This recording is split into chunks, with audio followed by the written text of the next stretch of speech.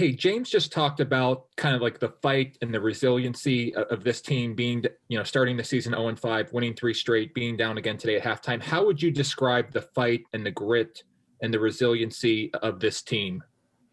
I think it all just comes down to just the love that we have for each other, and just there was no doubt about it that we weren't going to give up on each other on the season, and we were going to approach every day just like we always have been, which is that's the most important day of the week, and that game is the only game you're focused on. So we just made sure that we approached every day with the correct attitude, and still stick to the process that we know has worked so long for this program. And it was great to see the wins kind of start coming in now. And but yeah, that's pretty much what it comes down to, just the love and just the trust that we have for each other. Thanks, Will. Dave Eckert, we'll come to you, and then Evan Patrick, you're on deck. Yeah, hi, Will. How you doing? Well, how are you? Good, thanks. After that, the touchdown drive where you took the lead, the ESPN cameras caught, what seemed like a nice moment with you and Sean, where he was just kind of laughing at you. And I guess I'm just wondering what your relationship with Sean has kind of been like through this year, where you've kind of shared time, and maybe how it's changed throughout the year. Thanks. We've always had a great relationship, and nothing that's happened this year has changed it. If anything, it's just made it stronger, because we've gone through some more tough times than we have in the past. So just kind of relying on each other and getting each other's feedback on what we see from each other's performances. And we're very honest with each other. And at the end of the day, we got each other's backs. But our relationship hasn't really changed at all. And it's always just been a positive one, that we just reciprocate with each other, and just know that the other one always has their back regardless of what happens. Evan Patrick, you've got the next question. Tyler Donahue, you're on deck. Hey, Will, thanks for your time. I wanted to ask you about the receiving core. I mean, big days for Jahan Dotson and Parker Washington today. What have those guys really shown throughout this season, and maybe a year where the position group was maybe a bit of a question mark coming into the season? How much have you been impressed by them? Well, yeah, I mean, just coming into the season and going as far back as last year when Coach Scirocco was named our OC, that's always difficult, and it's always new for kind of receivers to learn an offense, and kind of learn how to know how to run the routes in the system. And so it kind of was a question mark for us, but I mean, we never really had a doubt that we didn't have the guys that could step up and make the plays for us. And Jahan and Parker are two of those guys that you mentioned that have been making plays, and we have a bunch of other guys too. But it's been great to see the flashes that we've seen from our receivers throughout this season, and it just goes to show just how dangerous we're going to be in the future. Tell us what it meant to be able to have kind of some. Thank you for that answer, Tyler Donahue. You've got the next question, then Michael Your Portman will feelings be and on deck. emotions at the end of the game. Hi, Will. You've been telling us for a while that you want to show that you're a complete quarterback. You can run, but you can also throw. What did you think about your opportunity to do that today? 3 completions on 3 throws, and what does it mean to you to get that balance? Franklin said that was important for you to get some balance. Yeah, no, I mean, I've always had the confidence in myself to do whatever's asked for a quarterback in this offense. And it was good to see it was good to have the ability to kind of throw the ball downfield a little bit today. And I know that the coaches trust me as well, and just a matter of kind of finding situations where it could work for us. And I'm glad that it did today. And I'm always just willing to do whatever the team needs me to do to win.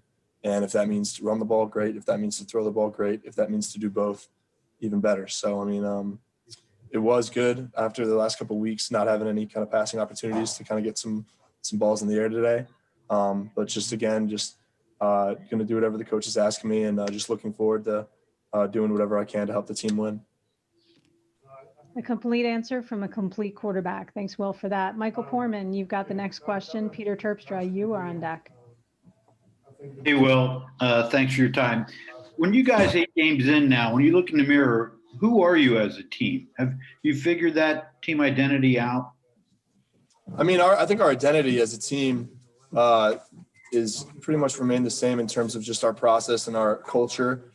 But when I think of identity, that's what I think of. But in terms of just who we are and our strengths and weaknesses and stuff we can improve on and stuff that we're good at, it's definitely changed as the season's gone on. And I think that just has to do with having more games and having more experience, and kind of having those crucial reps that we needed with this new offense. I'm talking about the offense specifically, but it was just it's cool to see a development throughout the season that like we've had, because I think anyone can kind of see that we're just becoming more and more comfortable with this offense and with this team, and we're definitely looking to do some good things here in the future.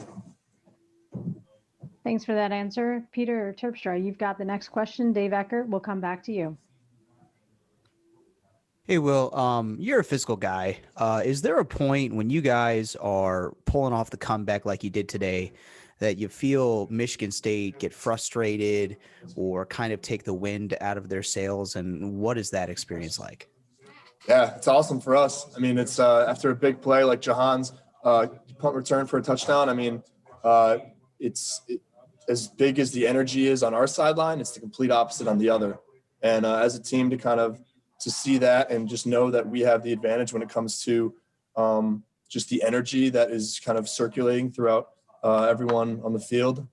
We have the upside on that. It's always a good feeling. And then on the flip side, when we happen to be the team that something like that happens to, it's very important for us to keep funneling our own energy into the next play and just into the next moment, to not kind of let that energy kind of snowball into even more bad energy for us and good for them. So, I mean, it's a big part of the game. I think it's an overlooked part of the game, and momentum's huge. I mean, once we got that lead in the second half, we never looked back, and I'm just glad that happened.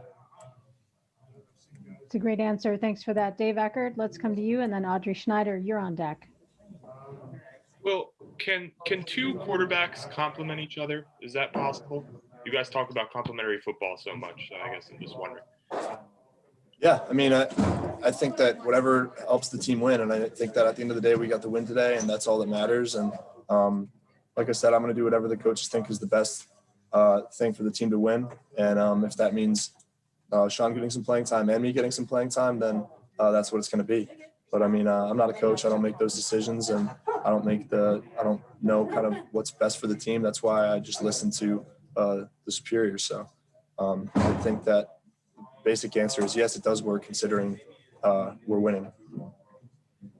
Thanks for that answer, Audrey. You've got the last question and the next question and potentially the last question.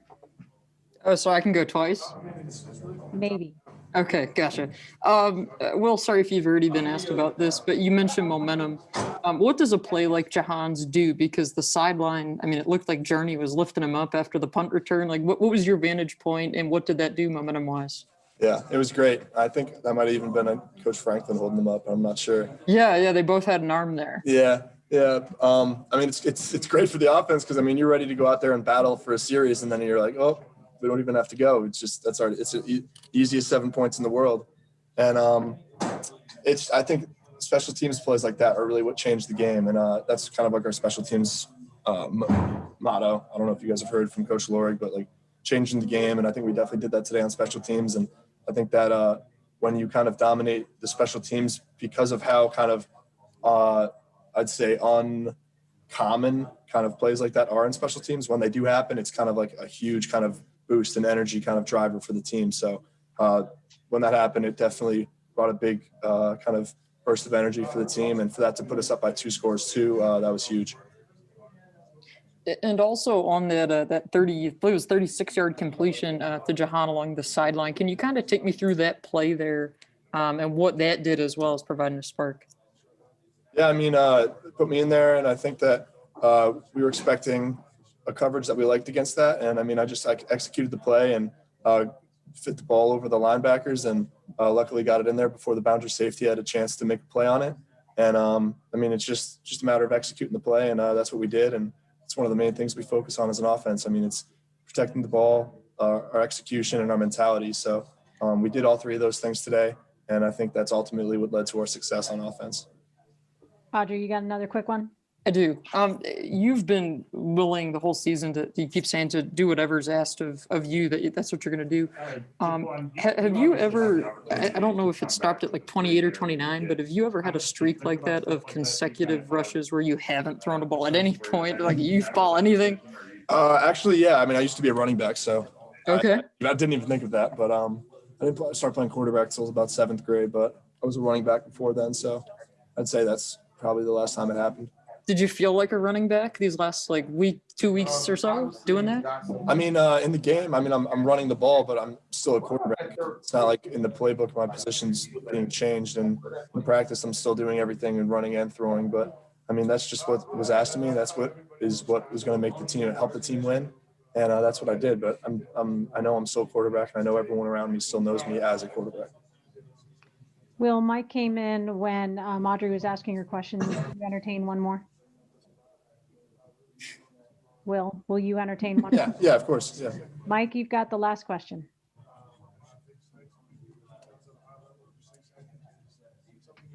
You're a champ, Will. Thanks. Got a smile. That's good. Toughest part of this year for the team and toughest part for you? I'd say the toughest thing is it's a combination of a lot of things, but I'd just say to not kind of have – I think the social aspect is big. And I think just it's kind of – it might be overlooked, but just not having the in-person classes, not having the ability to kind of spend time with friends outside of the football facility, it hurts. I mean, I mean, a lot of guys are dealing with a lot of things mentally and emotionally. And I think we're getting to that point of the year where it's starting to wear on guys, and it's just important to kind of make sure that everyone has each other's back and just to keep pushing and knowing that we all have the same goals in mind and to keep that goal in mind. And then just like it's not being able to see like families and stuff. And I think that all of us are kind of looking forward to after the season, kind of having that regrouping with them. And then hopefully all of this craziness is over at some point. But I think for me, and I think for a lot of people, that's probably what it comes down to. Does it impact what your thoughts are about a possible bowl game, what you just said? I mean, I think if a bowl game is offered to us, I mean, I'm going to play in a bowl game. I mean, I'm never going to get a chance to play football and not take it. So, I mean, I don't know what we're going to do, what our decision is going to be, but I mean, we're not focused on that right now. We're focused on our next Big Ten game next week, whoever our opponent is. Looking forward to hearing about who that could be. And just that's our focus right now.